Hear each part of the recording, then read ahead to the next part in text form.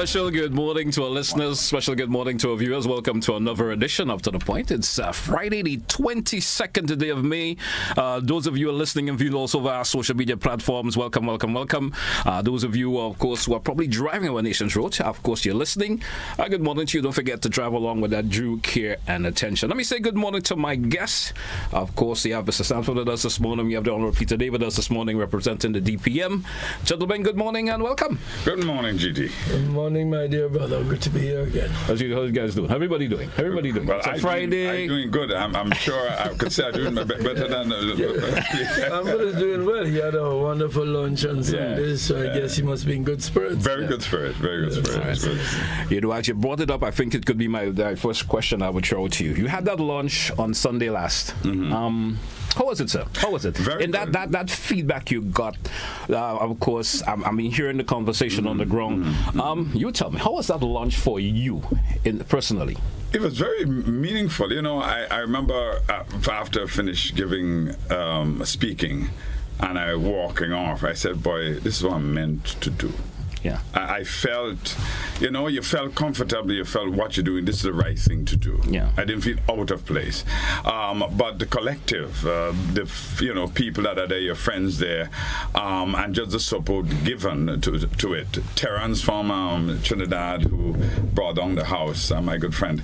It was very good. But I think the meaningfulness of it, being able to share with people where I would like to see Grenada, where my constituency, looking at St. George Southeast, what you want to see there, how you want people to come together, especially the young people.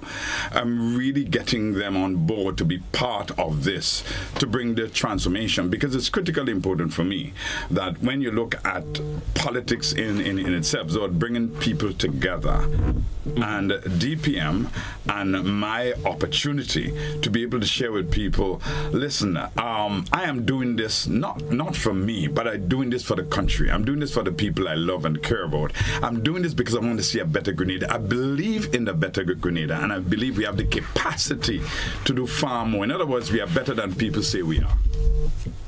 Happy to hear you say that. Honorable Peter David, it's on a political realm, it may not be the first time your association with, of course, Pastor Simon. You always say, sometimes I try to leave out the past life for some reason. But I always the past is very much in the present. How does it feel now, under the structure of the DPM, having Pastor Simon being part of the particular organization? How does it feel to have him? Myself and Stanford have been friends for many, many years. And politics has always been part of that friendship. And yes, we were together in the NDC. In fact, he was the chairman of the party NDC at the time. In fact, at the time we were expelled, he was expelled also as the chairman. So we have a history. But the good thing I liked about our approach was that we never became bitter about anything that happened. We worked together. We worked in the NDC, we worked out of the NDC, we worked in the LNP, and then we working together, because and the point he made a minute ago is critical, that our main focus has always been how do we develop Grenada. And it feels good, it feels comfortable for me, because I know around me there are people who are, and with us together as people who care about the country. Because you see, sometimes people think all they ask is, you could get power. Of course we can, but we can get into office, but that's not the only issue. Yeah. The issue is, what do you do when you get into office? And I think the focus has always been, of all political parties, is how to win and how to stay in office. But let's talk about development. Let's talk about how we develop our society. And as Stanford just said, we can do much better than we are doing if only we focus on that, rather than who has power and who doesn't have power. We all have power. We have the power to make a better society, all of us. So do you agree with that also? I want to talk about the internal structure, that the growth of the party, from the launch of the DPM to where it stands right now, sir. Talk to me in reference to that immediate next step that the DPM is at right now? Well, we of course, the history or the development of the DPM is very recent. We everybody knows how things unfolded, and we decided to, as a group, and it wasn't Peter David's decision, as people like to say, Peter David wants power. I mean, really, it's a collective decision. But I guess you will understand when people say that. You will understand. I understand why they're saying it, but it's a real misconception, because those persons who know me know that my concern has always been from the 1970s. It's about development. I played a critical part within the NDC, as did Stanford and others. I played an important part also in the NMP. Never did I challenge anybody for power, as they like to say. And when it dawned on us in the last year or so that both political parties manifested the same kinds of what I call negative approach to others, then we decided, listen, let us come together to form a movement. And it wasn't a decision we made; it was a decision the people who were supporting us literally came around and said, let us do this, and we did it. And we did it early. We were testing to see if it was possible, and yes, our conclusion is that it's possible, and in fact we are more firmer on that. We are more committed to that. We are more convinced of that now than we were then, because the amount of support that we're getting, very quiet support. There are a lot of people who say, boy, we with you, we support you, we like you, we like your message, the message of unity, the message of development, the message that does not seek to bring down others, but to lift us all up. And Stanford is very good at that. Is what people like, and I am very hopeful. In fact, I am very optimistic that we can make a difference in this country. The building of the executive and other party organs, how is that going along thus far? Very good, I would say. From the moment of putting our launch together, then we come back and then said, okay, these are the people that we have in different positions, voted into positions. That now is being set up. I think clearly now that our building now, you have the upper echelon where you have the executive, and now you're going down on the ground now to build that out. And so that's where we are, and the meetings we're having across the country, in my yard, is meeting people where they are to explain to them what it is we are about. They could ask a question and we can answer it. As a matter of fact, I was up in Pearls on over the weekend on Tuesday with Pamela there, and a lady, after we were finished, a lady came over to say, she heard you were doing a popcorn, and she said, I come over to talk about. She heard that voice. She heard that voice. She heard that voice, and she came over to talk 24 years ago. I did something for her. I didn't remember, but she said she came and to the church, and I give her what she needed, finances, whatever she needed to do what she wanted to do, and I give her a book, The Living Word, that she went with, and she said, that changed my life. I give my life to Christ. But I didn't. I didn't remember. But she reminds me of what I did for her. And she said, she brought me to see her younger son. She said, this is something that you should also be proud of. But is it what it tells you about doing things for people, not because we want something out of it. We have a history, and that's what you're trying to do across the country with these in my yard, is meeting people where they are, answering the question, because now you need to build out the on the ground, the things people want to be involved, but they need to know what we are about. Just the question you ask, what is it we are offering? But they need to ask their own question, their own way, and hear the answer from us directly. And so that is where we are now, is building that out. Now we're inviting people to come to me, but also be a part of the DPM, to join, because now we need persons to work in the constituency role and to pull that part of it together. But it's really good. The in my yard segments that you do have from time to time around the island, do you see as an organizer, do you think that it's bearing the fruit that you would like to see? I want to hear it from you. Absolutely. That is the point I'm making. We are not out there having mass rallies and bringing people from all over the country. So if we're going to Pearls, as we did on Tuesday, it's the people of Pearls. We're not busting in people from anywhere. We are talking to the people of Pearls. And what you get from that is honest discussion. Because quite frankly, what we are picking up is that people are fed up. Yeah. Fed up with every year having a choice between, the rock and the hard place. And I know they're seeking to speak about their issues and to get involved in solving their issues rather than just fighting between NP and NDC. I go to these meetings sometimes when I was in both parties, and all you're doing is bashing.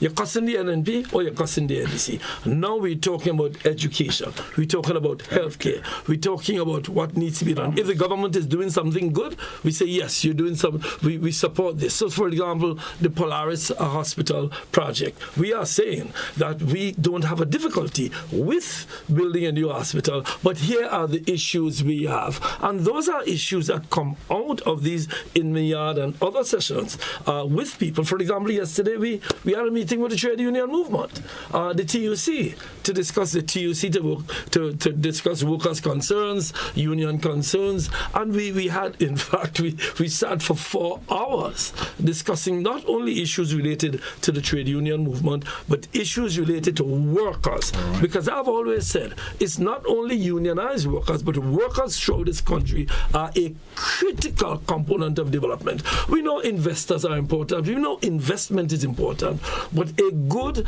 productive, educated, trained labor force, and a labor force that is rewarded and compensated properly for their labor, is a critical part of the development of any country. Ala Singapore, China, the US, all these places, you need to have a labor force that is adequately compensated, adequately trained, and fit for the job of development. So with a development plan, you have the working class able to help in that development. So we are having all these meetings. We are going to be meeting with the Chambers of Commerce. We're going to be meeting with bus associations. All of these sectors. Again, the bus association, critical. Yes. I have asked this question and I said it in polls the other night. If all busmen in Grenada decide tomorrow morning they're staying home and they're parking the buses in the yard, how will this country go forward? The people won't get to work. We will grind to a halt. So the importance of transportation, the importance of a bus system, the importance of safety for people traveling at night. So there's a need to have some maybe a public-private partnership to get people from work late at night. The union spoke about the hotel workers, restaurant workers who work late at night, who need to get home and get home safe, not to have to stand by Queen's Park where they're waiting for a bus. They're subject to all kinds of abuse, possibly. So those issues we need to address, not fighting between LNP and NDC, but talking to people. And you ask the question, are these discussions bearing fruit? I'll tell you this, they are bearing fruit in the sense that they are guiding our policies and what people are thinking is important. Sometimes we go to a meeting and we think this is important. People say, no. That is important. We are being responsive. And this comes after years of experience in politics. People like myself, Stanford, Ali Gill, we are very experienced, and then we have young people who have come on board. You know, people like Olvin Olas and Charmaine Gibbs, who are young in politics, are now emerging. So yes, short answer, it's been very, very productive, these in Mayard sessions. You know, as you mentioned, of course, former Senator Ali Gill, my next question is certainly going to lead along that direction. You know, as I know your appointment as former Senator Ali Gill as the deputy political leader has got public attention, if I would say so. What specific strengths would you say he has to bring to your executive team? Ali has a tremendous amount of experience. In fact, those of us who recall the 2002 to 2008 period where there was the campaign, we came back when we came into the NDC had 0 seats in the parliament.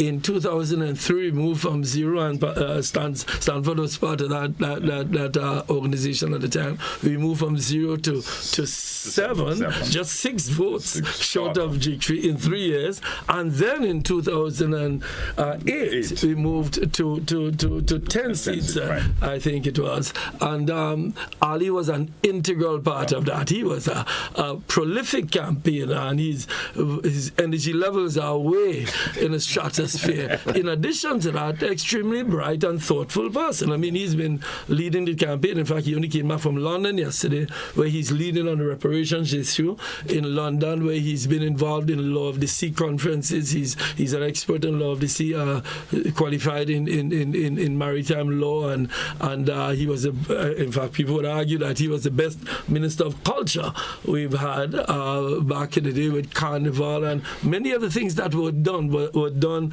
as a result. Spice Mart Corporation, Ali did a tremendous amount of work, and I'm sure you'll be on the program to talk about that soon. And he has brought an energy. And St. John's has become a seat now that we are seriously competitive in. We had nobody there for right now. Ali's come into the game. We were up Mount Granby the other night.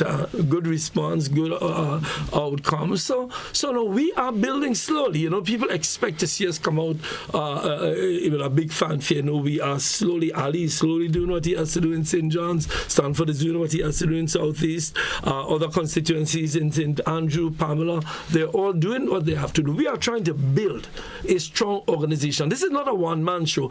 Anybody knows anything about me, I hate to be in that role. I believe that together as a team, that is why if you look around me, you would see people who are around with us. We are together for years. And that shows a kind of stability. It shows a commitment. It shows a camaraderie that is important in building the organization we need to build this country. Reports have shown that your support is drawing from dissatisfied voters. Report is certainly showing that. That's within both, the NMP and the NDC. Are you structurally, should we say, capturing those voters without falling back into what we call the tribal? I mean, Stanford will give his view on it, but my experience, my experience personally tells me something. I won with NDC twice, and I won with the NMP twice. It means that my approach, which has always been to invite people into our organization in the town of St. George who are not and who voted for me, who are NMP, NDC, because they see what we're doing as not being tribal. Okay. I have always said, and people say sometimes I say it too much, that this tribal war is only serving to continue the underdevelopment. So yes, looking to see what's been happening in terms of people from both parties. And as I said to people, just come as you are. Come as you are. Come listen to the message. Forget the messenger. Yeah. Listen to the message. If the message is something that you think will work, not for you personally, but for you and Grenada, then come along. Because I'm not attacking. I mean, I have developed excellent relationship with people in the NMP and excellent relationship with the people in the NDC. While the leadership of both parties at the time may not have wanted me to ascend to any higher levels than I was at, the masses of people in the NDC, you will meet NDC people who say, in fact, the guy told us he went at the meeting, he said he went into a yard in St. Patrick. Dishon said this. And there was a lady who said, I'm not in this, I voted for and she was naming the party. And then it wasn't our party. And then she walked into the yard and they told her they were from the movement and Peter David, and she said, oh, Peter, well, boy, she said what her party was. But you see, Peter is the only man who came and offered some assistance after the last hurricane. Because I do not care. And GT, when I say this, I mean it. When somebody comes to me for a job or whatever, I don't care which party you're in. I come from a tradition of commitment to this country. I believe with all my energy, my instinct and my intellect, that if we came together, if we forgot these tribal instincts, this country will move much faster than it does. People are accusing this government now of being as tribal as the last government, so now there's a ding-dong. As Ali Gill famously said, between a rock and a hard place. We are a soft place that everybody can come to talk about the development of Grenada, Carriacou, Martin. Stanford, your experience, I'm not sure. My experience has been the same. Yeah, you know, we have been part of both. But I said the tribalism is what has brought us to the place where we are, right? It's impacted our lives with the anger and bitterness that we are treating each other as what people say that they think we are, but we are not. Like Ronald Reagan said to Gorbachev, listen, people believe that we are enemies. People, they believe we are enemies, but we don't have to be what people say we are. And that's what we have to begin to think about. Being in the credit union, being involved in the church. Listen, I'm going back to my own experience. I've had the Catholic bishop, my church, the Catholic bishop come in and preach. And I remember, he delivered a sermon on salvation, and people were shocked that here Father Bishop Darius delivered a sermon about salvation, people giving their life to Christ. Not only that, but evangelism, going into people's homes. I had person from the Methodist, from the Anglican. I've had person from the Rastafarian. I've worked with all those persons in the same way within NDC and NMP. I've worked with all of them. But the important thing is the country. It's not me.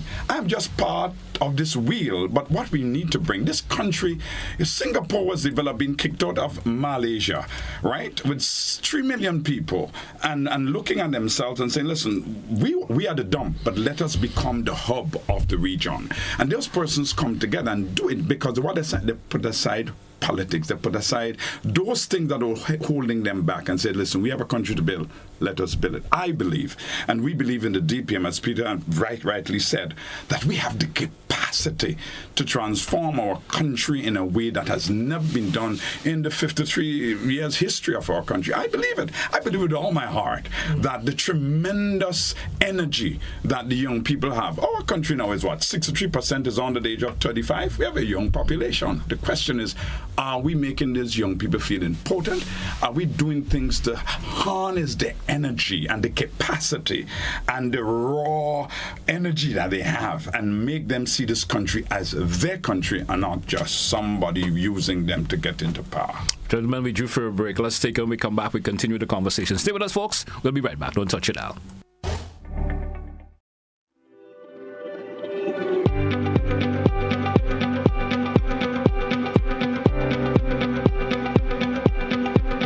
At 5 p.m. on August 5th, 1944, the schooner Island Queen sailed out of the St. George's Harbor. On board were some of Grenada's brightest and best sons and daughters. What happened afterwards remains a mystery.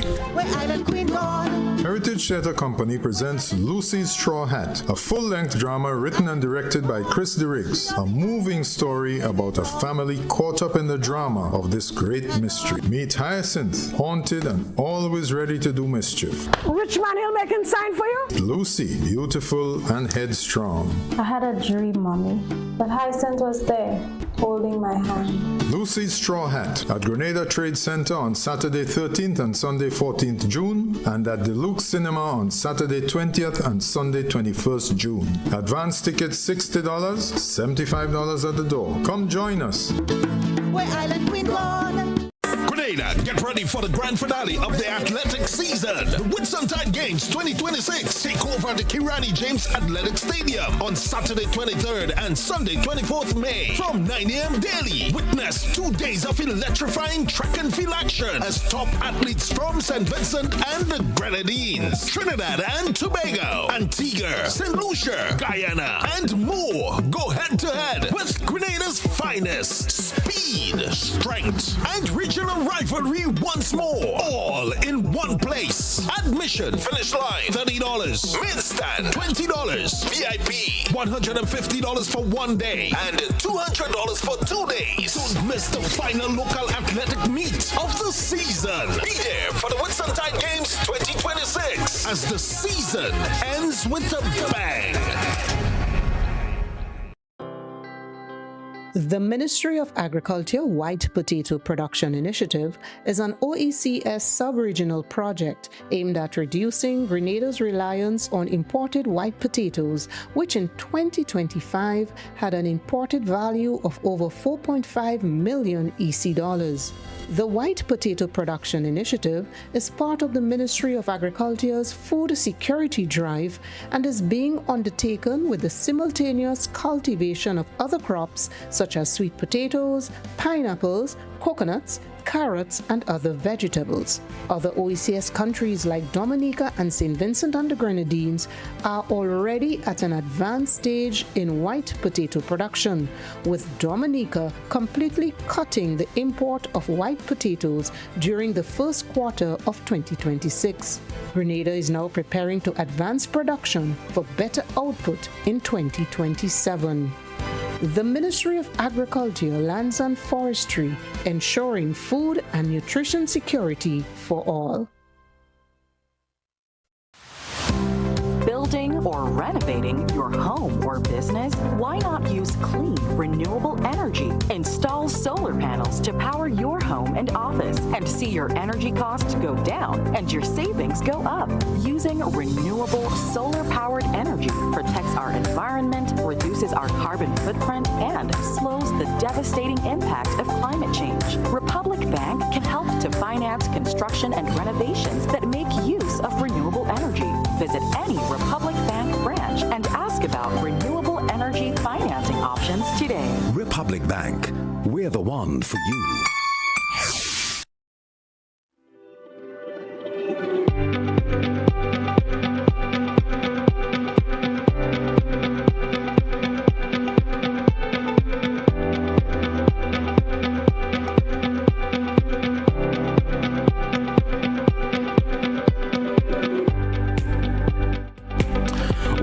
Welcome back, of course, listeners. Welcome back, viewers. Gentlemen, welcome back. We have the DPM with us this morning. We have the political leader of the DPM, Honorable Peter Day, with us this morning, and of course, pre-candidate. I like to say it that particular way. The pre-candidate, of course, Mr. Stanford Simon, with us this morning, also on today's program.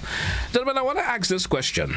Now, during the March, Congress, the DPM, as I would say, they March Congress. You call it a Congress. I remember you were saying it that way. The DPM officially introduced, their first cadre of 8 constituency candidates. When can the public expect the remaining 7 candidates to be fulfilled? You promised that, of course, you'll be contesting the entire 15 seats. No, we have since then. In fact, there's going to be a launch in June, early June or mid-June, with another candidate, and we have a list of candidates to be launched. Of course, there are some areas where we are still determining who would be the candidate, because a couple of things. One, there are many people who are interested, some of them because of jobs, some of them because of their position, some of them fear victimization, and so on. They are still hesitant about timing. But I assure you that there are several candidates to be launched June, July, August, after Carnival. Whenever election is called, some people may say, well, what if they call election next week? Then you'll see all the candidates being launched.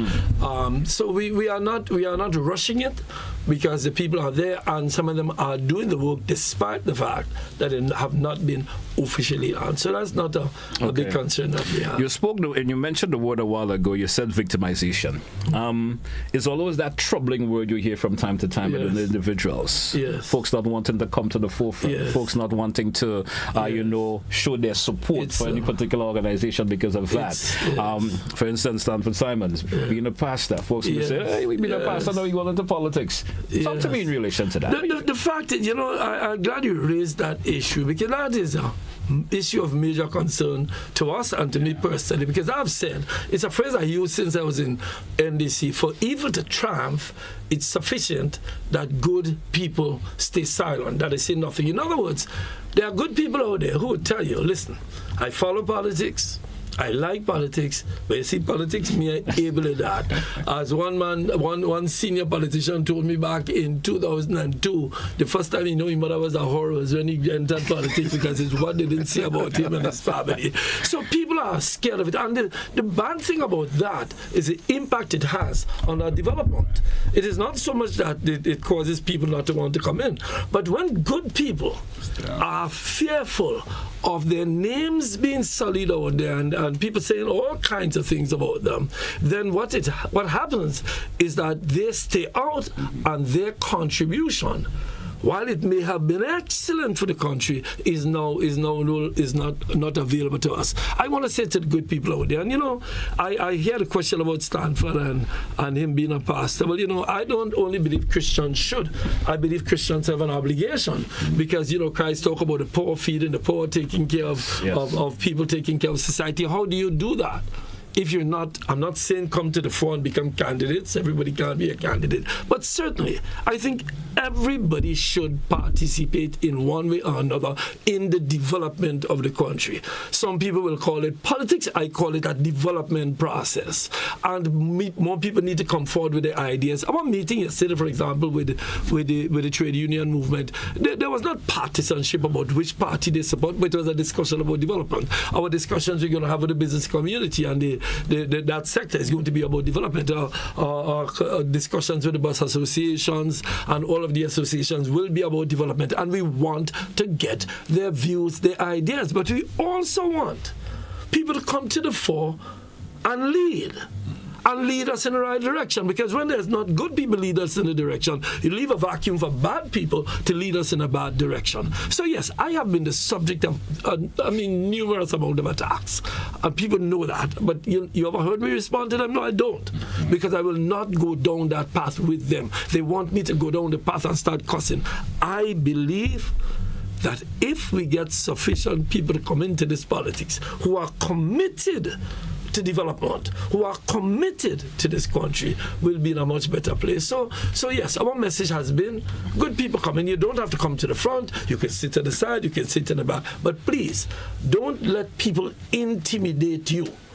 Intimidate anyone from having a position, regardless if you're coming as NMP, NDC, you join the movement. Have your voice, because at the end of the day, that is what democracy is about.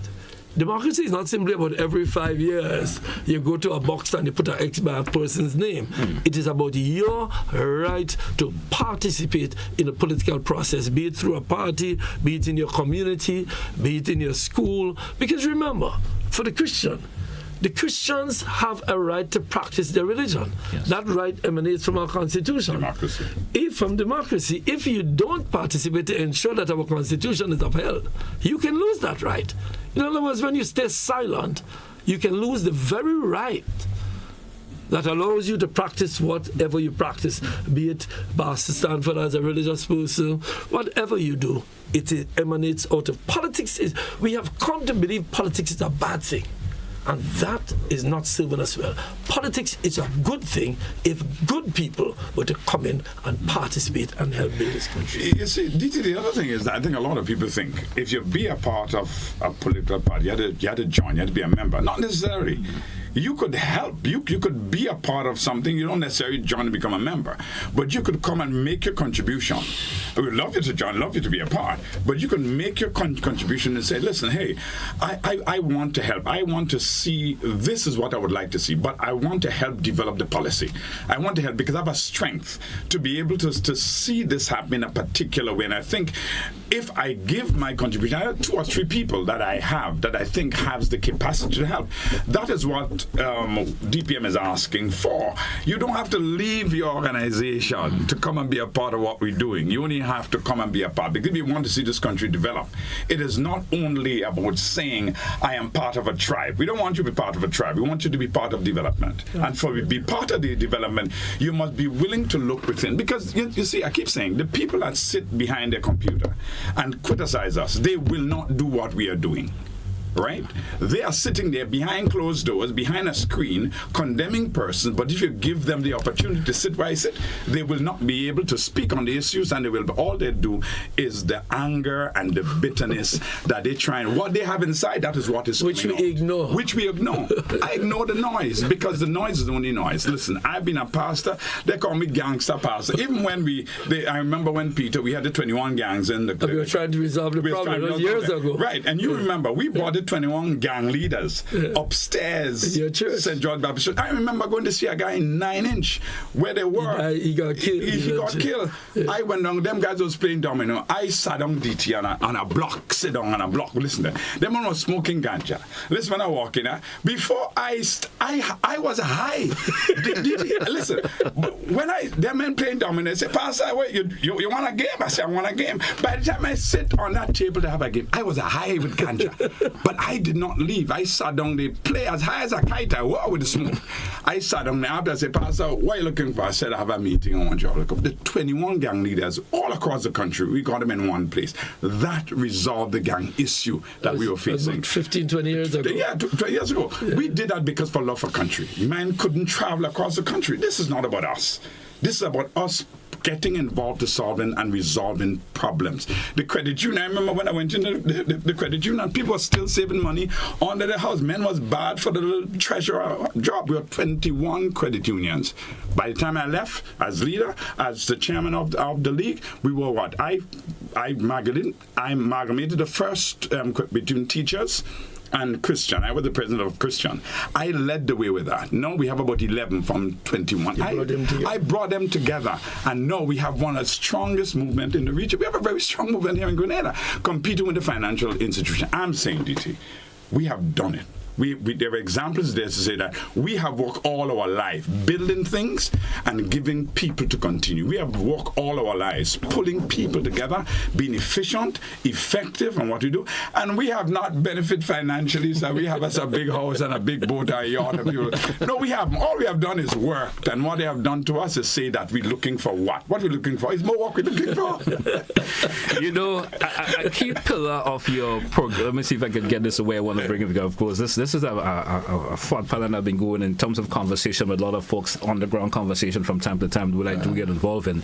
You know, a key pillar of your progressive agenda for empowerment, and that you and it's a first time home buyers. You mentioned that. And that down payment, that grant of $50,000 for young people, for young couples. How exactly do the DPM intend to fund this substantial state of subsidy? Well, you know, I just have to ask you that. I know. Well, let me say what it is we're talking about and what is the basis for it. Our proposal is that a grant of $35,000 for an individual and $50,000 for a couple, first-time home buyers who qualify to get a loan. So it's persons who will qualify. Now, you go to a bank. You go to a credit union and they need a deposit. One of the hindrances to most young people getting a house is they do not have that deposit. They have the job, they may be able to pay, but they do not have that deposit. So we are suggesting and we are saying and we are proposing that the government give qualified persons a grant of $35,000, a couple a grant of $50,000, because a couple of things happen so that they can get the house. Because a couple of things happen. One, these persons who have a job, who are qualified and have a house will work to pay for it. My own parents were poor. They grew up. The first thing they had was a house. They got a house. They were married. My mother and father, they worked. My mother, a public servant. My father worked with Huggins at the time. They worked together, brought the family together, and to pay for the house. Eventually, that house was used as collateral to start a rent-a-car.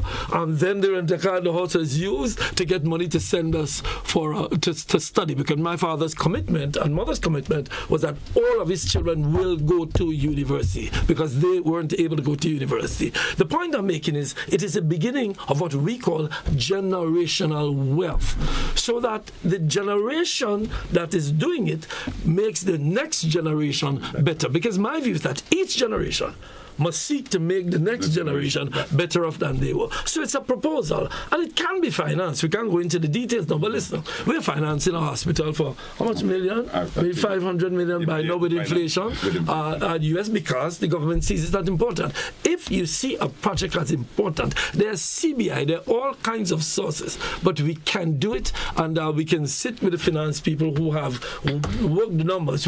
What we are doing too, and I want to invite people to, we are bringing people together quietly to talk about these issues and these projects. So next week we meet with people to talk about the economy. The week after we talk to people who are talking about transport in a place where we have some space where we drink some, have some drinks and eats, and we talk about how we present these programs and what are the best programs. Agriculture, how we do agriculture. But on that program of house purchase for young persons is critical if we are to develop that next generation of young people in Grenada. Because you also see that for young people to move forward, you have to give them the tool. And one of the tools is owning a home. It's easy for them to get a car, They walk in and get a car easy. It's difficult for them to own a home. Exactly. We are saying, as DPM, let us, the government, help them to get a home and give them that start. The reality is maybe 1% of the government budget. It wouldn't be much. And if you do it over 5 years, spread it over 5 years, you'll be amazed how much you can achieve. But remember, that also spilled through the economy. If they're building a home, it means the contractor would get work, the truckman would get work. It means that the hardware would get work. It means that the bank would get their money. And it means the government would get more revenue. And a family is built, and the beginning of generational wealth takes place with that. That's a proposal. You know, we hear the Ministry of Economic Developments warn about, the rise in food prices, global inflation. So, what immediate legislation solution does your party in particular propose to safeguard, especially the local food security, in terms of local food security, the agricultural worker and so forth?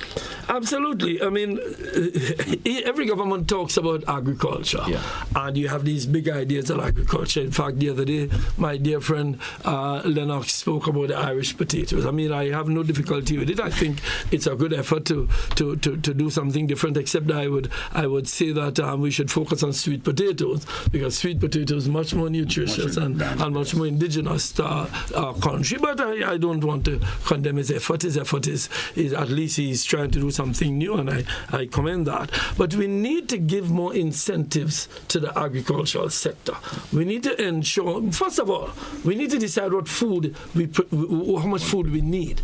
We need to do an audit, and we've said that. What foods can we produce? What foods should we produce? We need to develop the land bank project that we spoke about. There's a whole lot of private lands that are not under cultivation. I'm not suggesting government take the lands, but government should enter a partnership with private persons with land to ensure that we have we put more lands under production. And we also need to ensure that the marketing board. I mean, you ask a question that's going to take us far, but I do not understand why it is that marketing board, an entity that was set up to ensure that farmers produce the products that are needed in the market, that marketing board should determine, for example, we need X amount of potatoes every year. Ensure that X amount of farmers produce the X amount of potatoes every year, so that these potatoes can be brought to the market, both local and regional and international. So the organization of agriculture and the role of the state through the marketing board in doing that is critical.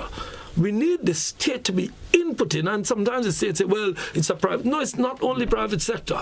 The state has to provide the mechanism and the environment where the private sector now can become involved. And our marketing board is critical. The government said they're reviewing it about 4 years ago. 4 years ago, they're reviewing it. And, but I also want to add, if you look at Europe, the US, these government subsidize farmers. Of course, they put billions, and now Trump just put $1 billion for I mean, he visited China. You're looking for market for soybean farmers who have lost the market to China market to Brazil. Brazil is not producing most of the soybeans of China, and President Trump, high on his agenda, was to find markets. So the government has to play a critical part in agriculture. They have to, because look at France, when them farmers and them block the road because they finally get enough money in terms of the subsidies. The point is, government have to be part of that process. Government can separate itself from it, because you have to feed your people. Three things: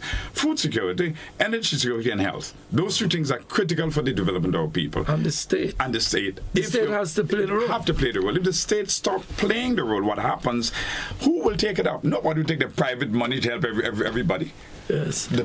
So the state must take responsibility to inject for the bigger picture of development of the country. Quite frankly, and I'll go there. Quite frankly, I believe it's our attitude to agriculture. I think our attitude has changed in the last 40 years to agriculture. I think that, for example, CBI, there is no reason why CBI money could not be used to develop the agricultural sector.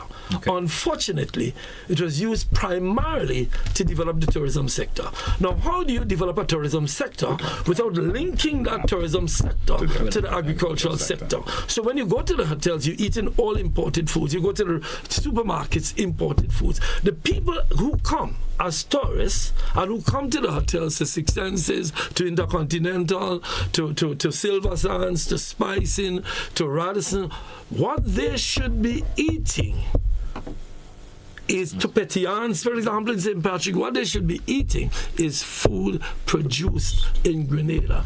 And it must be produced in quantities that is sufficient and with the reliability, and I know this is what the hotels are going to complain of, with a reliability that the hotels can guarantee that they have sufficient products. Yeah. So it is a question, again, of our priority. If we give priority to agriculture, we're going to get the results we want. And that is where I believe we are failing. And additionally, we used to export food to the Caribbean islands. Through the region. Through the region.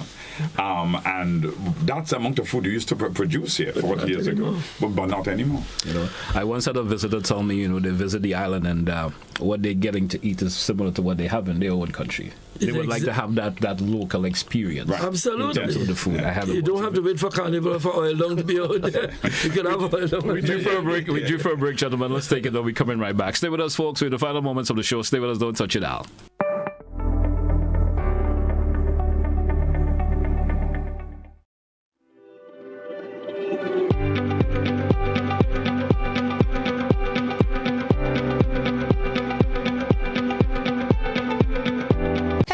My name is Shanice George. I'm a student at the St. David's Catholic Secondary School, and I'm encouraging all Grenadians to come and support St. David's Catholic Secondary School as we raise funds for Zora Thomas as she fights her battle with cancer at the hospital. I encourage everyone to support, and we see you there. At the King of the Grill, there will be a wide variety of different foods such as seafood, fish, chicken, and come out. I encourage you to come out and support and have fun. It's going to be a culinary explosion, and it will feel good knowing that your contribution goes to a worthy cause also. St. David's Catholic Secondary School. We're looking forward to seeing you at the King of the Grill. See you there. Fire up the coals, bring the flavor. It's time to crown the King of the Grill. Maggie King of the Grill 2026 is calling you. Think you got the creativity, the skills, and the fire to rule the grill? This is the ultimate showdown for chefs, backyard masters, and the food lovers alike. Step up, show your talent, and claim your spot among the best. With over $5,000 in cash and prizes to be won, the stakes has never been hotter. Happening Saturday, May the 30th. Register now. Call or WhatsApp 407-8458. But hurry, registration close April the 30th. Don't wait. Bring your fire, bring your flavor, and bring your A-game. Maggie, King of the Grill 2026, where champions are made on the grill. Maggie King of the Grill is powered by Maggie, enhancing your flavors. Rubis, Blue Bubbles Tenton Rentals, Grenada Paper Products, Granville Credit Union, Flow, Budget Foods, My Finance Grenada, Carib Breweries, Ride Go Grenada, Glen Spring Water, and Grenada Bottling Company Limited. Maggie King of the Grill and Food Festival, where flavor meets fire.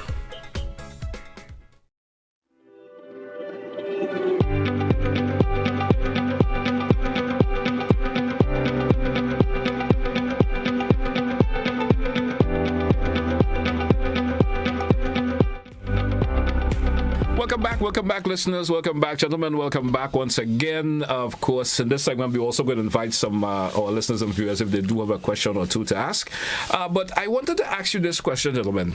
You know, critics have argued that, you know, the establishment of the DPM, the primary fragments, they are fragmenting the should I say, the opposition votes. So you hear that talk from time to time, ultimately making it easier for Prime Minister Deacon Mitchell, the NDC, to secure the next general election. How do you answer that particular accusation that your movement is adversely, weakens the overall opposition platform? Well, no, I would say to the other two parties, they could drop out if they wish, and that would remove that problem. They could drop out and say, well, they don't want to weaken the opposition. That's their choice. Everybody has a choice. This is a democracy. No, we don't plan to fragment anything. What we plan to do is to win the election.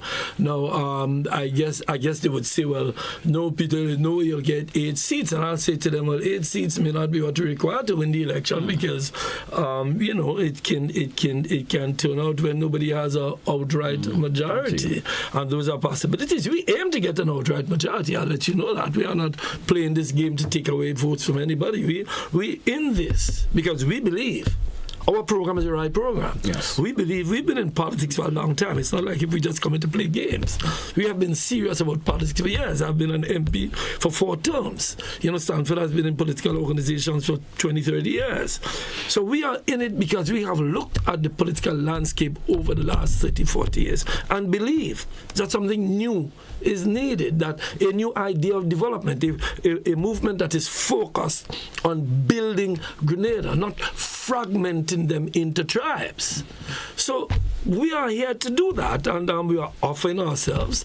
If it turns out that nobody wins a majority, then we are open to discussions with whoever believes and agrees on a program. Our entire discussion is going to be based on a programmatic platform for the development of this country, and it will include all the sectors of our country development. I have another question before we go to our call as well, and listeners out there. You know, you are speaking, of course, extensively about the politics of fear. Yeah, I absolutely heard you spoke about that, and the stagnation, slowing down of Grenada's development. Can you provide specific examples of how this climate operates and how, of course, the DPM, bottoms up strategy directly, this could dismantle it? Well, somebody asked me the question yesterday in a discussion we were having with a group of people. Can we commit not to firing people wholesale if we become the government? And I recall a story I had when I got into government in 2008, where I had a particular person working in the ministry at a very high level, and I received a call from somebody in the political party that I was in, just saying you must get rid of this person because they are with the other party. And my answer to them was no. That if that person shows competence in their job, then that person has to do that job. And I think the politics of fear has arisen because politicians tend to victimize, and it comes out of victimization.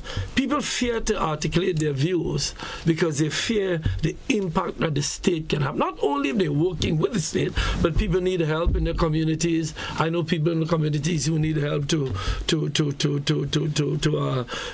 send their kids to school, to get medication. I go through that all the time, and and politicians like to pose on a latrine or something and say they give this one this and give one that, give this one that. And if you don't pause on a latrine to show you get a latrine from the government, then you're subject to victimization. So it goes from high levels in the public service to low levels in the community. So that fear causes people to just not become engaged in the political process, and it also causes people not to do their jobs, because rather than do their jobs, they're trying to please the politician rather than do what they think is right for development. And that is... I think the bigger picture is how do you pull a country together if you're trying to get rid of people? Mm-hmm. Some of the greatest talent you have is not people who belong to a tribe or they're just doing their job, right? And you have to give them the chance to do it. If somebody deliberately doing it, that's different. But I am very sure the majority of Grenadians want to see this country better, not for their own benefit, but to see all of us develop. And I think if we give the platform where people feel if they speak their mind or they go to a political meeting, they will be victimized by it. I believe our democracy will far better if we have that, because Peter, we don't agree on everything, but when we sit, there's open discussion that we have, then we come to a conclusion. But we vex with each other. We don't bad. We are friends. All right. Gentlemen, this is in this segment. We're going to, of course, invite our listeners and viewers. We already have a couple of callers on hold already. Let's take the first caller. Caller, you're live. Good morning and welcome. Yes, Mr. Telesford. Greetings. How are you? Doing good, sir. Welcome. Greetings to Mr. David and Mr. Simon. Morning, sir. Let's do it quickly. Very interesting comments coming from you, gentlemen, but I want to correct certain things. Mr. Simon, I heard you say, quote unquote, we must forget about politics. No, that's an incorrect statement. Politics, from the etymology of the word policy, business of the people. We cannot forget. I agree. I was just correct that. I beg your indulgences, sir? Yes, I totally agree with you. You see, we have to be careful in the words we say. Let me go on a little faster here. Etymology of the word, the people's business, and it is pulchral. In other words, it's totally clean. What we have to avoid in effect, and if we really want unity as it's promulgated by you gentlemen, I am of the very strong view that what we have to eliminate is demagoguery and partisanism. How do we do that? The people have to talk among themselves. We have to review the current situation, the imperial order and council of the Queen's Most Excellent Majesty that has been ruling us until we move away from the state of being what they call a constitutional monarchy and gain our own independence. We can do nothing to bring about any change in Grenada. I take that from me as a mechanic. If you have a problem with that transmission, you have to get into it, brother. If you change the oil and put thicker oil, it still won't work. If your gear slipping out, it can't function. We have to go to the roots of the problem of this country, and that is within the reconstitution of the nation. Creating our own independence, debated and discussed by the people, get into the closest consensus as possible. How do we do that? We have to change the constitution. I am suggesting to you, gentlemen, and then I'll ask my question quickly, that we move towards eliminating the king from the equation. We say we're not swearing to him. That's a shill. These are two shills. They don't want nothing. What we need to do is to put a referendum to the country and the people to eliminate Section 23, which established the king as king of the parliament and king. And Section 57, which put the king as the executive of this country. Until we do that, we plead. My question to you, therefore, gentlemen, because I heard you spoke with reference to the marketing board. The only place in Grenada to heal anything, your first skill is this. The only place I hear that is in Grenada. We need things that, but you see, with the constitution so-called of this here country says absolutely nothing about the economic structure of the country. That's a major component of any current constitution in any quote-unquote true democracy. So my question, gentlemen, once more, and I will continue to ask it until the day of the election, are you prepared to put a referendum to the people to find out from them? Let them decide. Yes, it's a two-thirds majority, but the people have to decide. Are you prepared to go that way and use that as part of your programmatic platform so that the people decide the future of the country? And another final matter related to people with disabilities in the country, the United Nations has established or has established from since 2008 for immediate implementation a convention on the rights of people with disabilities worldwide. Here in Grenada, they continue to abuse the people with disabilities in this country, negating them the rights for development and assistance of the state. Are you people prepared to look into that? But that too on your programmatic platform into the future. Help the people. Let's bring about change, because the process for bringing about the change is right there. I trust that my questions are understood. Thank you very much, gentlemen. Have a nice day, will you? Thank you, sir. Have a good morning. Thank you, my brother John. It's always a pleasure to hear from you. And of course, you're very passionate on the issue of constitution reform. On the question of people coming together, I have an interesting story that I tell.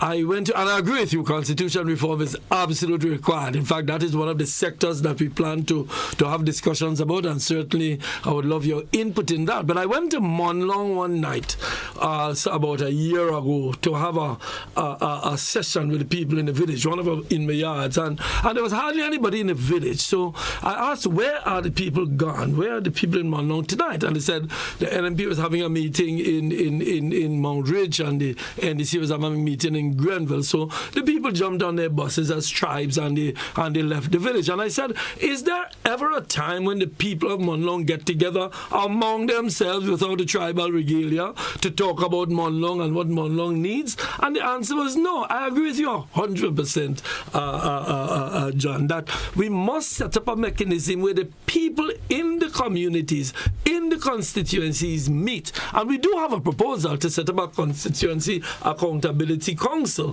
where the people get together and decide what the community wants, and then they have every 6 months they have a reporting mechanism. Because quite frankly, all politicians do is sit in a room and then go with a microphone and tell the people what they're going to do for them, but they never ask the people what they want. So you're not sure if when you're telling them what you're going to do for them is what they want. So and that comes through participation, because democracy is about participation. So yes, I do believe we should have constitution reform, and I do believe it should include more power to the people. In fact, Professor McIntosh had a wonderful piece I was reading the other day. It was given to me by my good friend George Prime in relation to Carrier Coup on the question of how do we get local government into our communities. And on the question of the Republic, well, I've advocated that for a long time, that we will never be independent until we become truly independent from the monarchy, and that is my position. There are people who call themselves monarchists in Grenada. I'm not one of them. And on the question about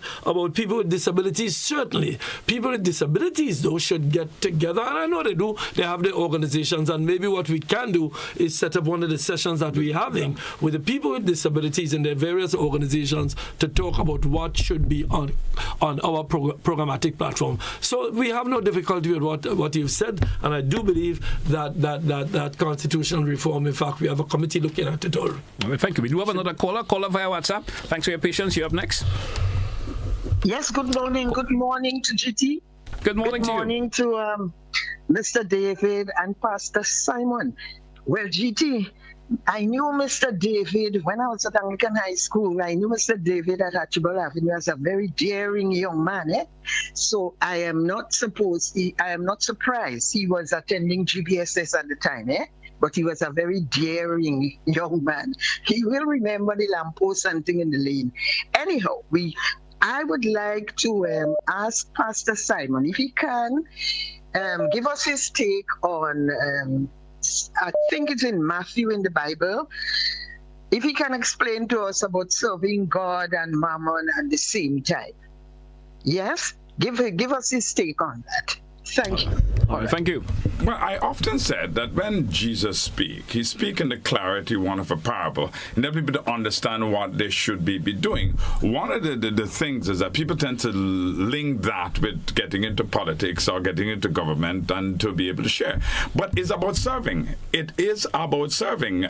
You could stay where you are, Mama. You could stay where you are and make talk and say things. But unless you actively get involved in helping transform your home, your community where you are, the church where you are, or the society where you are, all you're doing is sitting and talking. Mama is somebody sitting there and all they do is simply just running their mouth and doing nothing about it. The problem is that's what we have faced over the years. A lot of people have just sit and mama.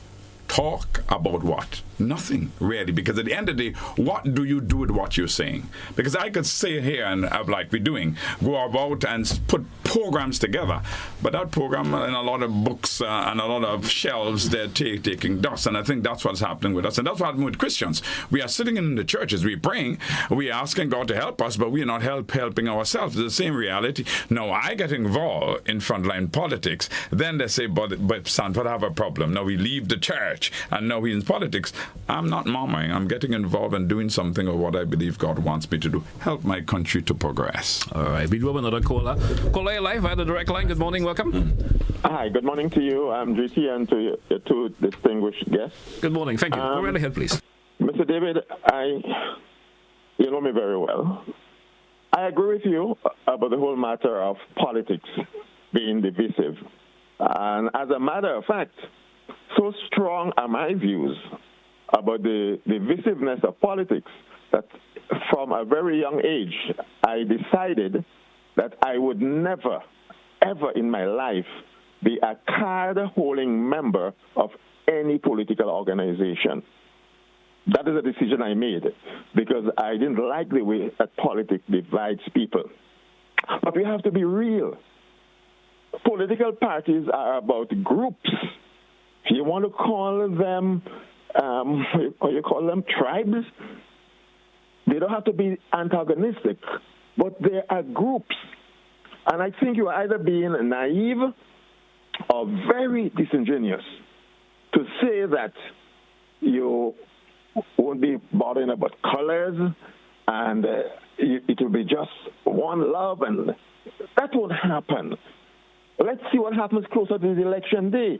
You know, during the revolution, there was a lot of talk about non-alignment. We are part of the non-aligned movement. Was this true? No. You cannot stay in the middle of the road, Mr. David. If you stand in the middle of the road, you'll get run over by traffic from both sides. You have to stay on one side of the road, which will be dictated by the direction you are moving. Right?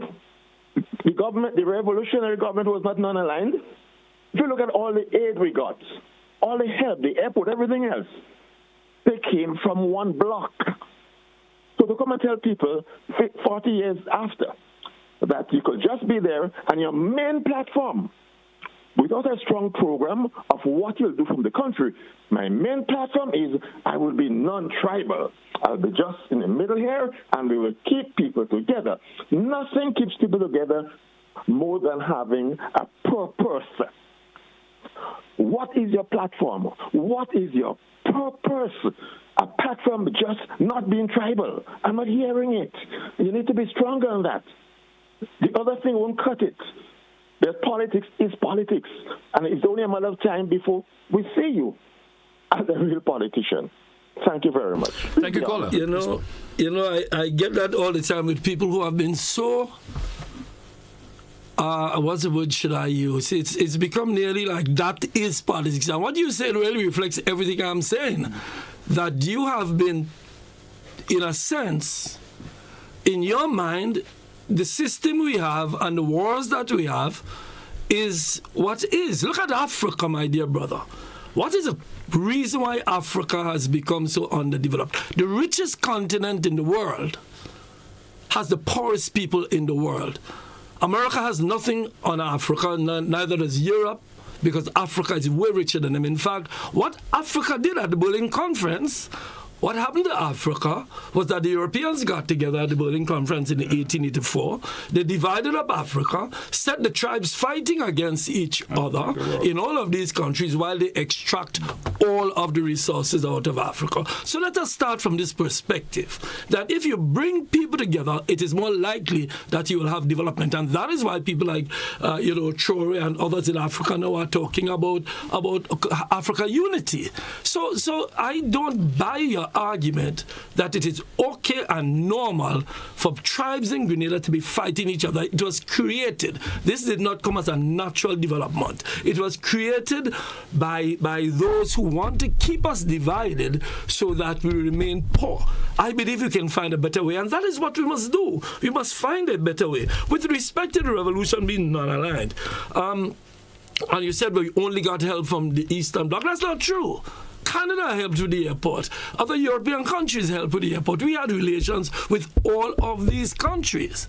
So to talk about non-aligned movement was nonsense. Again, it's to negate the history. Read the history, my brother. There was a time when the non-aligned movement attempts were made to dismantle it because it was becoming too powerful of a tool for the underdeveloped countries, as they were called at the time, and therefore there was a tax on the non-aligned movement, as you are doing now, to try to destroy it because, again, third world people were becoming united. Look at the Middle East. The Middle East, there are attempts now to divide up the Middle East in order to keep the Middle East poor. Africa was kept poor. The Middle East is being kept poor despite the fact that they have all the oil that the developed countries use. So let us bring it to local. I believe that in Grenada, we can work out a mechanism, as my brother Rolo said a minute ago. If we can get our communities together outside of their tribes, I'm not suggesting, I'm not naive, my brother. I've been in politics for 50 years. I've been realistic in my politics over the years, but of course, I dream of a better day. I am not one who falls into the trap of saying, well, this is how it is. No, this is how it is, but we dream of a better day. So rather than saying, boy, let's continue fighting each other, let us come together to find a better way. So, for example, there's nothing wrong in bringing communities together. There's nothing wrong in having different political parties, but at the same time, finding ways to work together. There's nothing about developing mechanisms so that there is cooperation in spite of political parties. We can do it. Look at the social partners. The social partners mechanism was developed several years ago by previous governments in order to bring everybody participating in the process of decision making. I haven't heard about social partners for a while. See, I'm not sure if it has been dismantled, but it certainly is not in use. So decisions are being made without the participation of several sectors of our society. So I do not agree with you. I have not become cynical, no, have I given up. And as a lady who called before, I've known to be a determined young man from ever since I stand up for what I believe in. And I believe, and this is where I will end, I believe that we can find a better way. I'm not saying a perfect way. I'm not a person who believes I can establish perfection on earth. Pastor Stanford Simon tells me I have to wait on heaven for that. But certainly, I believe we can do better, my dear brother, rather than encouraging our communities where poor people, working people, both of them in a neighborhood can't pay bills, can't get jobs, but they're fighting each other while the politicians sitting at the top sipping wine. Politicians united sipping wine while working people killing each other on behalf of politicians. I disagree with that. And I'm not naive. I'm just a dreamer of a better society that I know we can build. All right, we have one more caller, and that caller will end our calling segment for this morning. Let's take this caller, and then we go to our closing contributions. Caller, you're live via WhatsApp. Go right ahead, please. Good morning, GT, and good morning to two guests. Peter, I'm going to do a follow-up from Mr. Bonner, right? You talk about the tribalism, right? And then you talk about the boat party. But Peter, you was on the boat party. So that means you was part of the same problem you're just condemning. You know what I mean? And then Peter, my question again to you. You run in the town of St. George, right? And then you won on the boat side, right? And then in Grenada, they vote for a leader. All right? So that tells me that you won on the NDC ticket because of the leader we had at the time, Uncle Tilly, as we always call him. And then you run an NNP ticket with Kit Mitchell. Now you're on your own. How do you see yourself surviving, seeing that the vote from the NNP will always remain NNP? You know what I mean? So how would you see yourself surviving? My other question to you, in Parliament the last time, we heard Kit make some remarks about the potato issue, because I think he wasn't in Parliament. How do you think that the Speaker handled the business? And do you think that Kit should be, she should be censored for based on a comment, because that was a dangerous statement? And my last question, GT, please permit me that one. Peter, in Parliament again, Dr. Mitchell stand up and he accused you of torturing Dr. Japal. Because I heard you talk about people's spirit to speak, and during the revolution, people was frightened to speak to. And you was accused of flushing Dr. Japal head down the toilet. Today, I wanted to clear that statement. That was it true? Did you have any torturing against Dr. Japal, did you know anything about it? I wanted to clear it because I will continue bringing it up until we could get an answer. Thank you, caller. Thank you, caller. Thank you. I just have to laugh. I mean, really have me. Listen, you're doing exactly what we said would happen at the beginning of this program. We had a lovely discussion about how we develop this country, and you just decided to descend. Yes, I know. I'll answer all your questions. Yes, I was in the NNP and the NDC, and that is why I know what I'm talking about. I know exactly what I'm talking about because let me tell you this. In the NNP and in the NDC, I met wonderful people, and they all remained my friends. I'm not like you, who just spouting hate and nonsense. I have met friends who remain friends as both NNP and NDC. That is why I know that we can bring this country together. I believe that if we work hard at it, if we start and we believe in it, we can work together. With respect to Dr. Japal, that's nonsense. And in fact, it's absolute nonsense you're talking. And I don't want to get more emotional about it, but I've heard the rumors. And all people do is try to come at me. I will not give any other response but to tell you it is absolute nonsense. And if you have the evidence, bring it and we'll deal with it. And we know we'll deal with it. With respect to Mr. Bernard, I don't know who is Mr. Bernard you spoke of. I don't know if that was the previous caller you referred to. It was the previous caller. Oh, the previous caller was Mr. Bernard. I wasn't aware of that. We had a discussion about whether or not his issue was that the tribalism cannot be removed. And I think that is what the colonial powers hope happens to Africa too. I think the colonial powers would hope that Africa continues along the tribal path, that Grenada continues along the tribal path, that underdeveloped countries continues along the tribal path. But as my dear brother Rollo said, we need constitutional reform to find a way to unify our people. Because the truth is, I'm not sure if I know you, the caller, but I am sure that you have the same concerns about Grenada like every other person in Grenada. We want better health, we want better housing, we want education for our kids, we want to ensure that we get jobs, and we want to get food at a better price. That is a concern of all of us. And I cannot see, for the hell of me, I can't see why it is that we refuse to come together to have discussions about these issues. Instead, you're doing exactly what we said people are doing. Instead of listening to the content of what I'm saying, instead of attacking me on the basis of what I say we should do for Grenada, you come personal at me. But let me give you and everybody else who will come at me, you will never get me to cease doing what I'm doing with personal attacks. Personal attacks just get deflected from me. The fact is, I believe the Democratic People's Movement is here to try to build a better society. So, yes, I was in the NNP, I was in the NDC, I met wonderful people in both parties, and to tell the truth, my brother, a lot of them are with us now to try to build this country. And I hope you one day will find the wisdom to have a discussion with me one-on-one about the issues that you raise. But of course, you choose to do it on the radio, that's for you. But let's have a discussion. Anytime you meet me, pull me aside, I'll give you details. All right. Gentlemen, that's what we're going to take a wrap for today's edition. I give you the opportunity. Any closing remarks before we take a wrap? No, I just want to thank everybody for sharing. And the opportunity for us to help change a country is real. For evil to continue to triumph, good men have to stay silent. I believe it's important for us as Christians to get involved in our own particular space and to be able to help. You don't have to be in front line for politics, but it's important for us, I believe, to look at ourselves and realize we live in a country that there is a democracy, and every 5 years we vote. Let us be part of the process so we can build a better country and a better people. All right. Anything closing? No, essentially to say it was a wonderful session. I enjoyed the interaction. And, the more you talk, the more you interact with people, the more you see the need to do what we are doing, to focus on development. All right. Well, gentlemen, I want to thank you a whole lot. It's always a pleasure, of course, having you on the program. And today was definitely a pleasure having you. Until we do this again, have a great day, what's left of it. Thank you. Appreciate it. Hey, folks, that's what we're going to take a wrap for today's edition of The Point. Thank you, folks, for listening and viewing. Until we have another edition, that's what we say goodbye.